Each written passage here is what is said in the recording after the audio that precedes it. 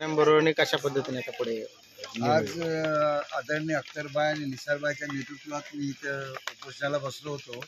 उपोषणाचं कारण होता रांगणेवाडी ते अनसपुरा मुलगाव ते घोणसोली रस्त्याचं दुरुस्तीकरण करणे. त्याच्याकरिता आज आपले जिल्हा परिषदचे विश्रम साहेब आणि आमचे खेड परिषदेचे सिनियर आपले मॅडम आली होती आणि आपले गुले साहेब सर्कल हे या येण्यात उपस्थित होते. आणि सर्वात मोठी गोष्ट म्हणजे अनुप जोशी साहेब हे आज आमच्या संगती कमसे कम 2 ते 2.5 तास इथं बसले होते. सर्वांचा आभार, मॅडम पोलीस डिपार्टमेंटचा आभार मानतोय. आमची चर्चा अशी झाली की जिल्हा परिषदने एक आम्हाला पत्र दिलेलं आहे. त्यातमध्ये त्यांनी सांगितलेले आहेत की यामध्ये 20 लाख रुपयाची सध्या तर मंजुरीला पाठवलेलं आहे आणि एक आमदार निधीतून आमदाराच्या रिकमेंडतून आमदारांनी जे प्रस्ताव पाठवलेला आहे तुम्ही घ्या लेटर 2,47,00,000 लाख रुपये याचा प्रस्ताव गेलेला आहे या रस्त्यासाठी. परंतु प्रस्ताव तर 2023-24ला गेलेला आहे आणि आजपर्यंत तर काही रिपेअर झालेली नाही आहे. त्याच्याकरिता आम्ही गुले साहेबांना पण बोलवलं होतं. गुले साहेब आले, त्यांना आम्ही त्यांना आम्ही सांगितलं गुले साहेबांना की तुम्ही जे 2,47,00,000 आहेत त्या आपण जाऊन तहसीलदार साहेबांजवळ बोलावा.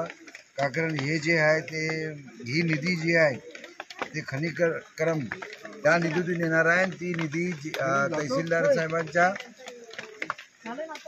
प्रांत साहेब आणि कलेक्टर साहेबांच्या हातामध्ये आहे. त्यासाठी तुम्ही जाऊन त्यांच्याजवळ बोलणी करा. आमचा एक डेलिगेशन पण आम्ही खेडमध्ये घेऊन येऊ आणि ह्या निधीची मागणी करू. आपण शिफारस करा. आपण जर शिफारस केली तर ही निधी पास होऊन जाईल आणि हा रस्ता बनेल. ही आम्ही आपल्या गुले साहेबांजवळ बोलणी झालेली आहे.